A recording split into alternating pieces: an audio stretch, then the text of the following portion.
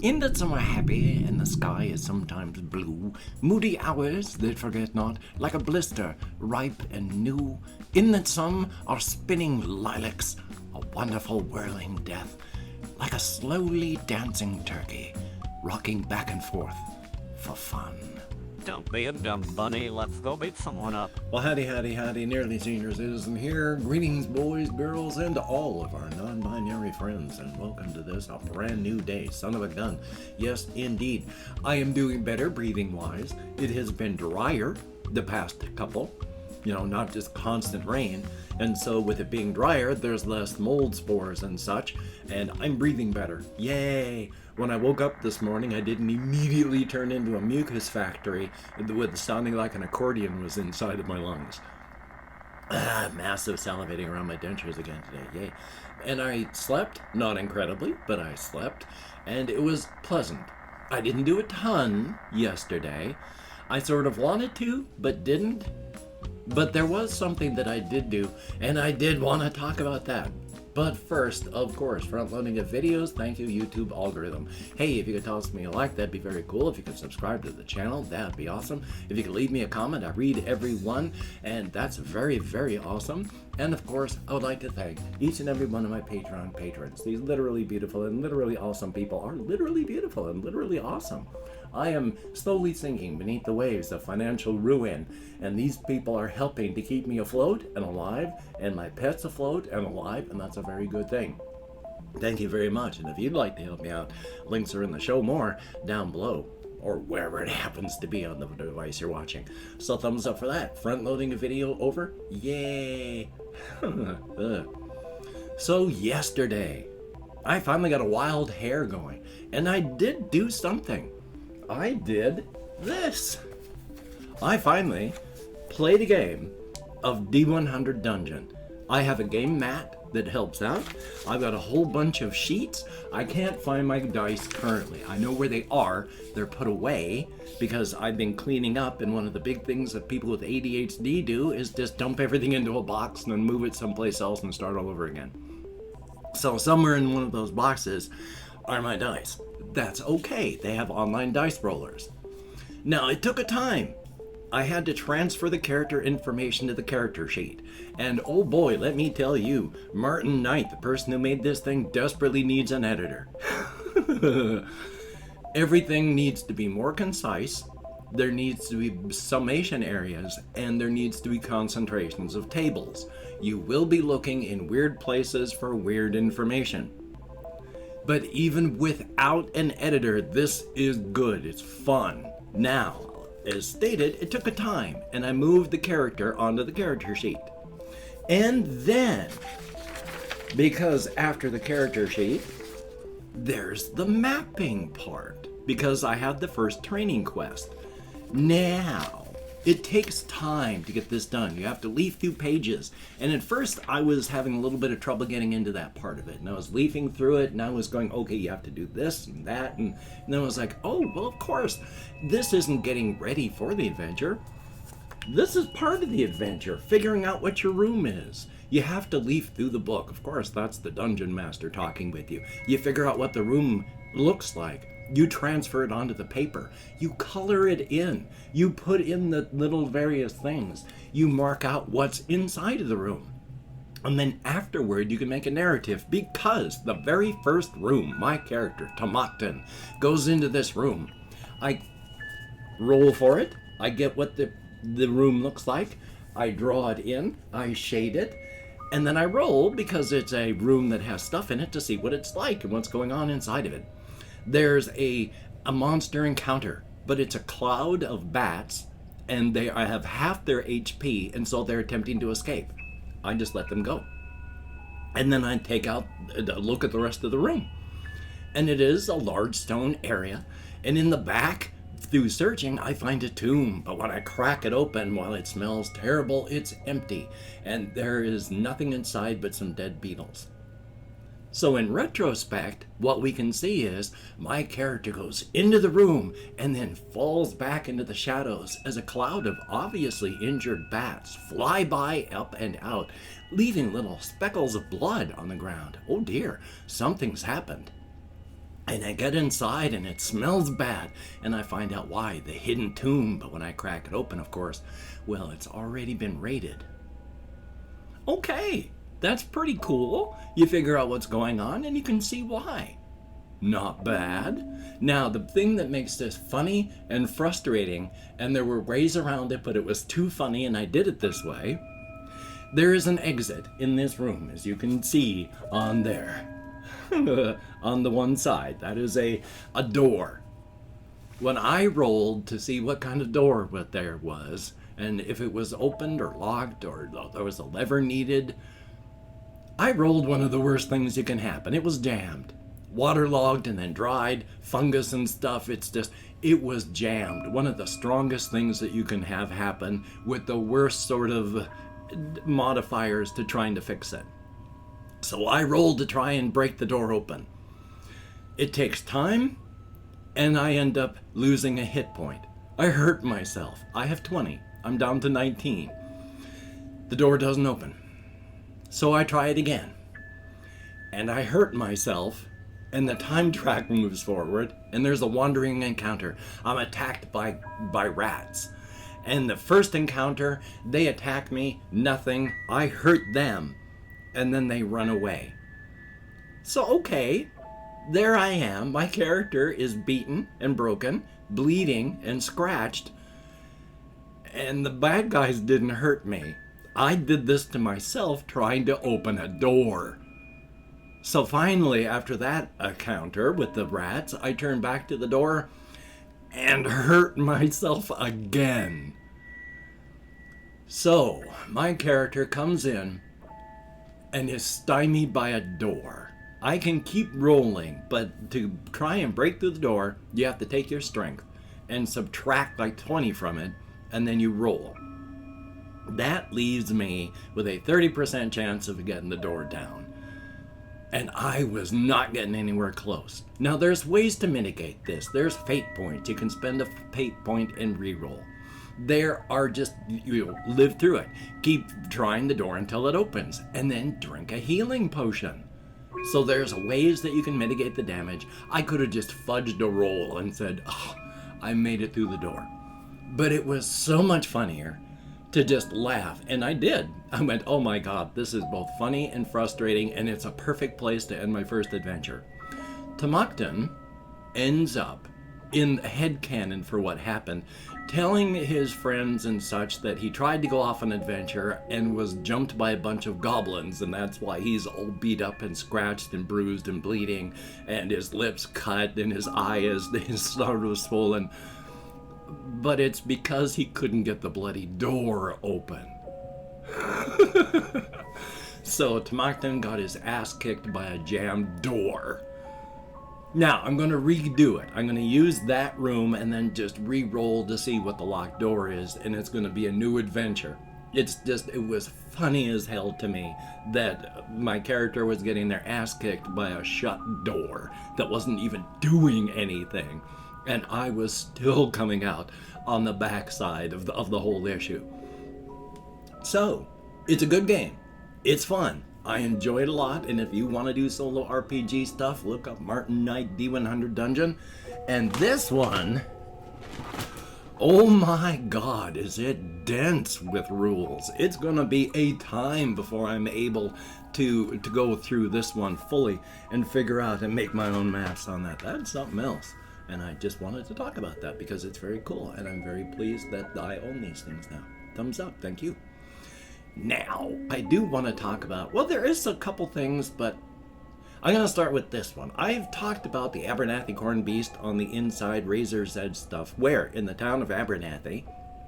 And in fact, in the project that I've got, the first 3 times you hear from Abernathy, the people are happy and glad. They're saying, yeah, we're going to be put on the map. They're plowing the fields, the very first thing. They're getting contracts.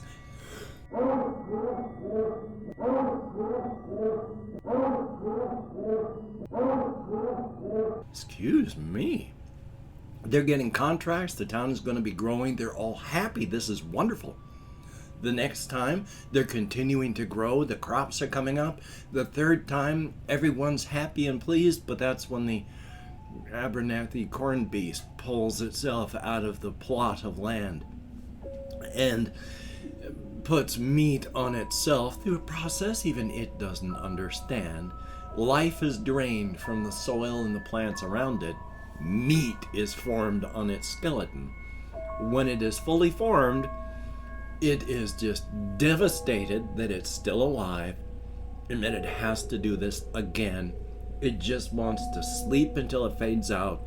It just wants to dream until it goes away. It has to do this again. And then the fourth time is when the corn beast has a belly full of this 14-year-old girl's parents and all of her family and all of her friends.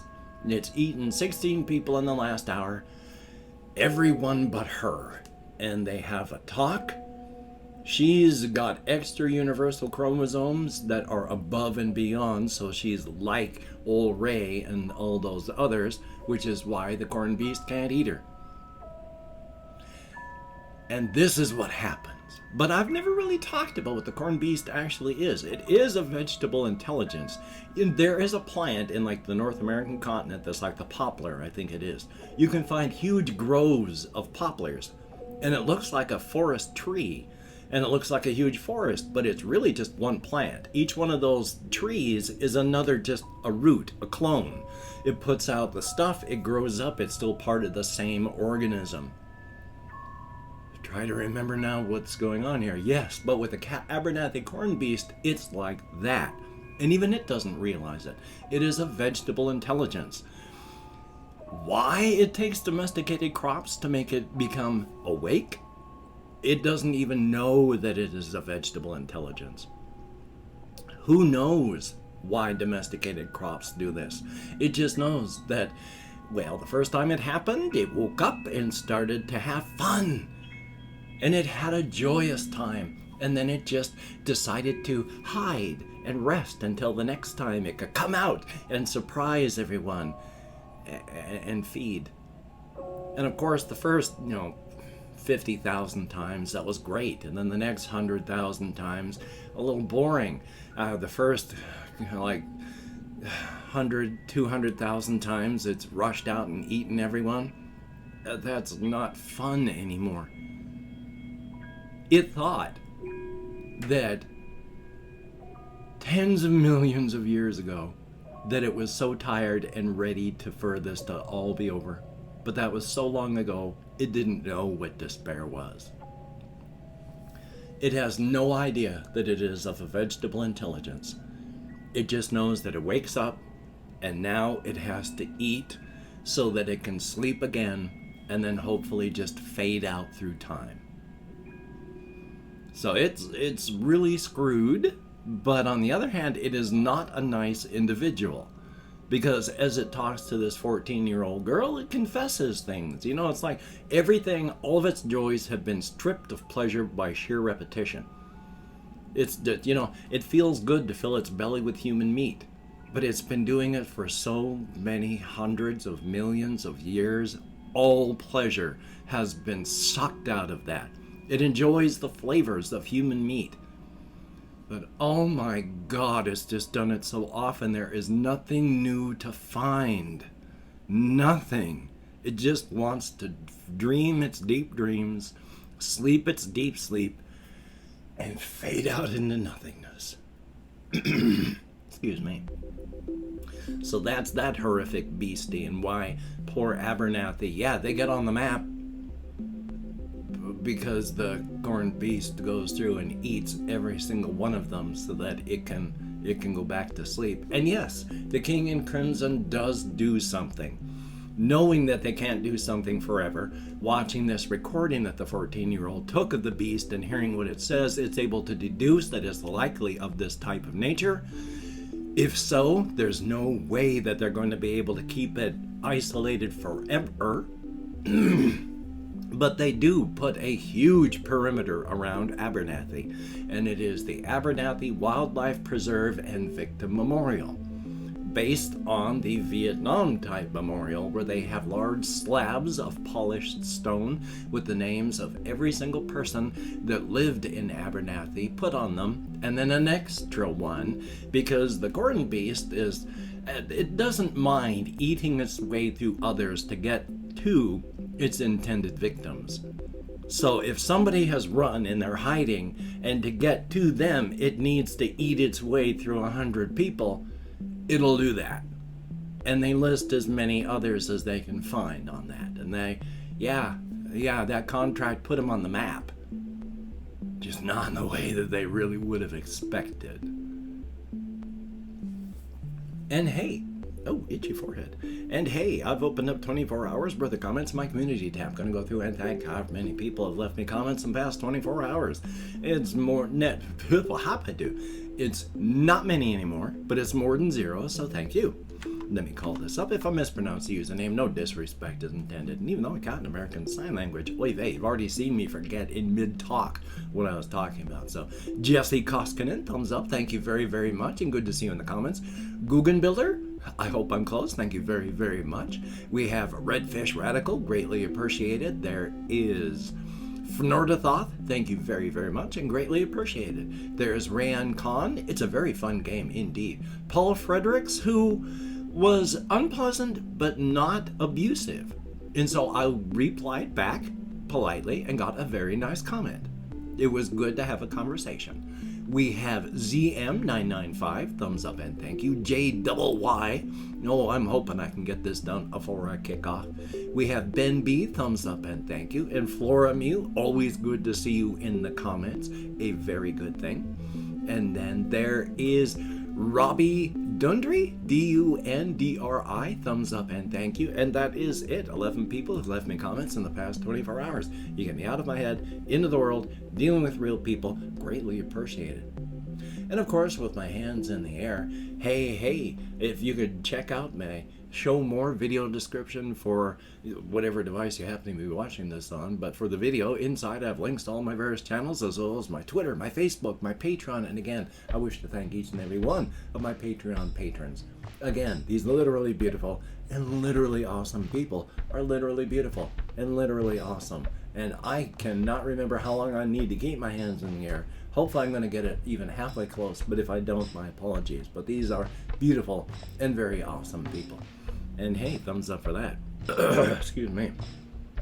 If you'd like to help me out without becoming a patron, I do have a PayPal link down below, or up above, or wherever that thing is. And of course, I've forgotten what I was saying. Amazon wishlist link with cat food on it. If you could check that out as well, that'd be very cool. Now, of course, don't feel obligated. I don't feel entitled. And if you cannot or you simply do not donate, I take all good wishes and I deposit them in the bank of my heart where I draw interest. So thank you very much. And if you could toss me a like, I appreciate all the positive validation I get from my existence. And if you could hit the notification bell on the subscription button, very cool. Thumbs up and thank you. Well, hokey smokes, it's the weekend again. So I don't really have a lot of things on my plate that I'm planning on getting done. I'm going to have some things, and I'm going to be doing more D100 dungeon with poor Tamokton. Hopefully you can get done the things that you want to get done. And if you have no plans, thumbs up. Very cool. And hey, with the Covfefe bug a-ragin',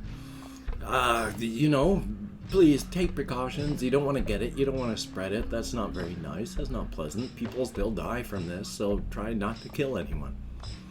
Past that, though, I'm wondering what I forgot to say, because this is being cut off a little bit earlier than I usually do, so I'm quite sure I forgot something. Yay on that. But still, you take care. Have a great day today.